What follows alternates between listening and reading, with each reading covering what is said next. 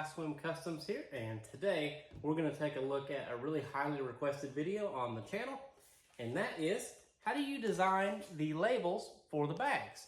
So I have a really easy way to do this. I'm going to walk you through it. We're actually going to go in the house and we'll do a screen record on my computer, and I will show you exactly how I design these labels. Everything is completely free.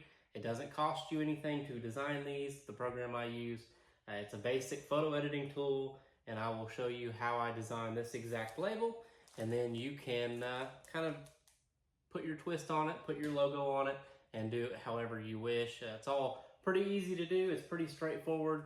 And then if you have a thermal label printer and these 2x3" labels, which you can get for cheap, you get them in 1,000 rolls.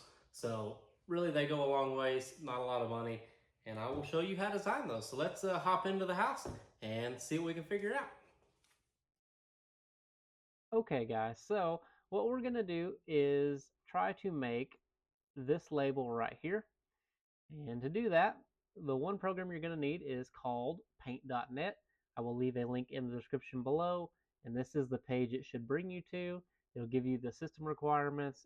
Pretty much any system you're running is probably going to be able to run this. It's not like heavily intensive or anything. But you want to do is you want to scroll down and head down here where it says download now .pdn LLC. Click this. It'll bring up an ad. Exit out of the ad, and then the download will start, and then just walk yourself through the setup. Once you get that done, you're going to come over and it's going to bring you to a blank screen, and you're going to want to resize your canvas. So to do that, go up here to where it says image at the top, and then canvas size, and set your canvas size right here to 1299 by 863. This is just what I have mine set at. It's not probably a perfect size, but it works good for the 3x2 labels. So once we have that done, we're just going to click OK, and it will resize it, and your screen should look exactly like mine does now, except for some of the history up here. It should look the same. Now, if you're doing this, I'm assuming that you have a logo that you're going to put on here. I'm going to show you how to grab your logo. Go over here where it says Magic Wand, click the Magic Wand tool, and then click the background. And as you can see, it's kind of cut around the logo. And then if you have text with holes in it, like this A or like this O, hold Control and then left click in the holes, and you will see that they turn blue. You can also zoom in at the bottom right if it's a little hard to get. And if you mess up, just click undo, not a big deal. But you can zoom in and just click it like that. And then once you're satisfied that all of the white parts are now blue, you're just going to hold Control and hit the I key, and that's going to select all of the opposite of what you just had selected. Then you can click Control C at the same time. Go back over here to this, and we're going to go Edit, and we're going to paste it into a new layer. And I'm just going to get rid of that real quick. Maybe, yeah. So yours will say layer 2 here, but that's not a big deal. And then you're going to hold Shift, and then you can resize it. Once you get it to kind of how you want it, we're just going to get it close. This isn't perfect because I'm not really going to use this, but you can play with it more. So there is the logo. So now that we have the logo selected, what you're going to want to do, if you want to put the square around like I did, you can come up here and click this rectangular select, and we're just going to select this whole layer. And then we're going to go where it says shapes, go up here where it says rectangle, and then you can play with this and get it just right. I'm going to go down here and select black because I want black. And then basically we're just going to give it a box like that. And then we can go and select this and kind of move it around a little bit until we get it where we want it.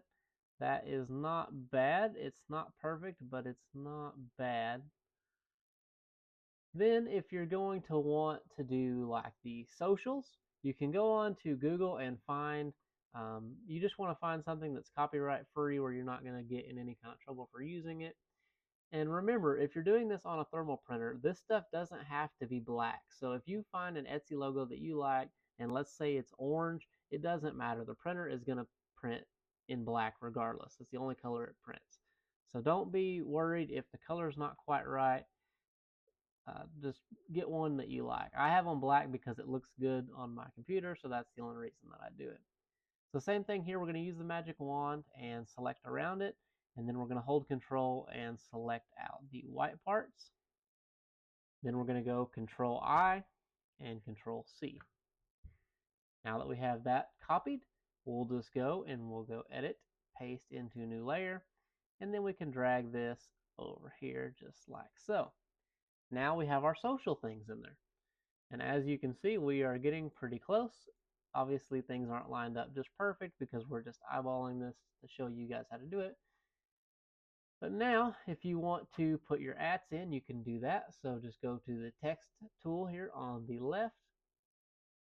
Go and select a size that you like.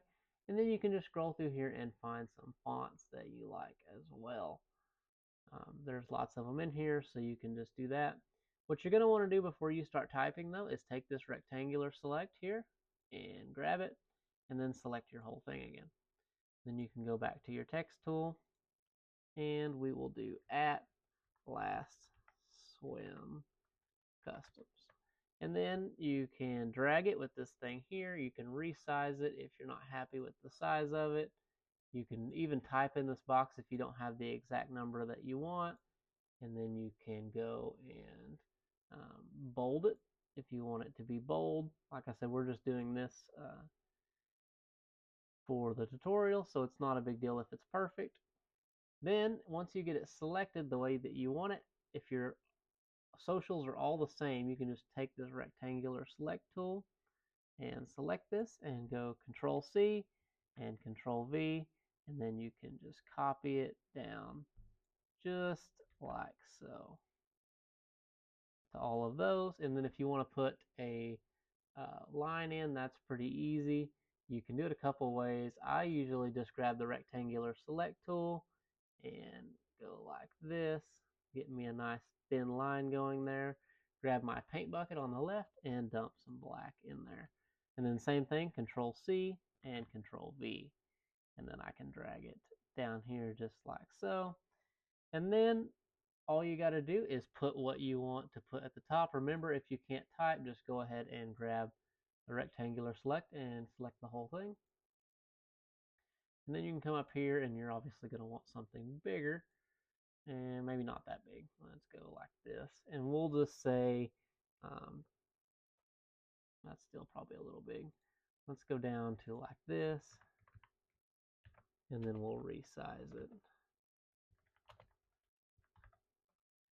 Let's go ahead and resize it because that's way too big. Okay, and then we'll drag that kind of here. And then you can go down here and just play with the font. If you don't like how a particular font looks, you can just play with it until you get it exactly how you want it. And as you can see, that is basically all it is. It's really simple. Once you learn the tools, it's always going to be the same as far as editing this kind of stuff. We just do this together really quick. And as you can see, it is pretty close.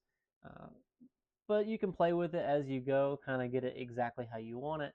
This is the one I use for my bags, obviously for the 1.2-inch crappie slayers, but this is just kind of what we've thrown together super fast. That just shows you exactly how easy it is.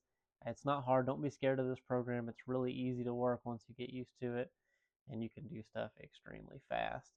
But yeah, that is a rundown on how to make these. All you have to do now is go over here and click File and Save.